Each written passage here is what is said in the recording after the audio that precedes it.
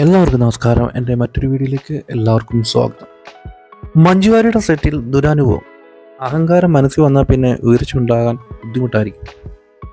സംവിധായകൻ കൊച്ചി നടി മഞ്ജുവാരിയുടെ സിനിമാ സെറ്റിൽ പോയപ്പോഴുണ്ടായ ദുരനുഭവം വെളിപ്പെടുത്തിയ സംവിധായകൻ തുളസിദാസ്.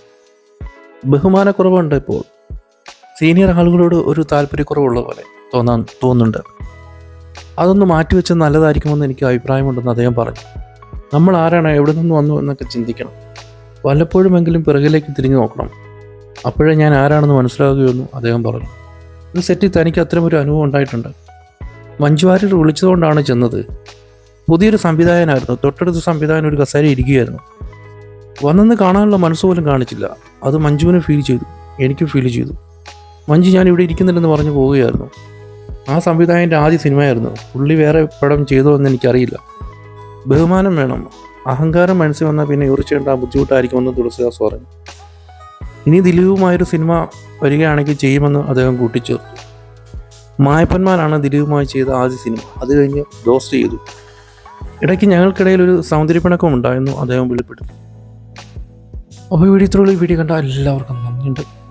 സൗന്ദര്യപ്പിണക്കം ഇല്ല. സൗന്ദര്യപ്പിണക്കം എന്നൊക്കെ പറഞ്ഞ് വെറുതെ വില കളയാം.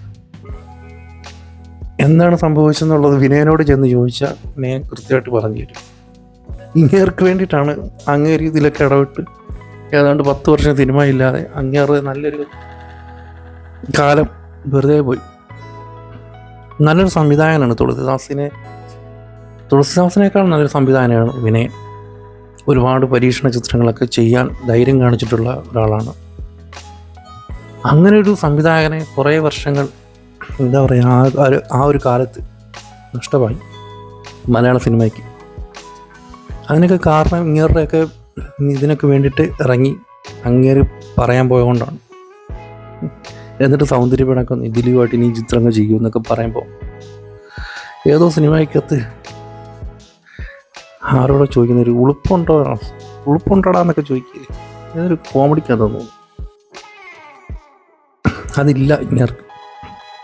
അതുകൊണ്ടാണ് വീണ്ടും സിനിമ ചെയ്യുന്നൊക്കെ.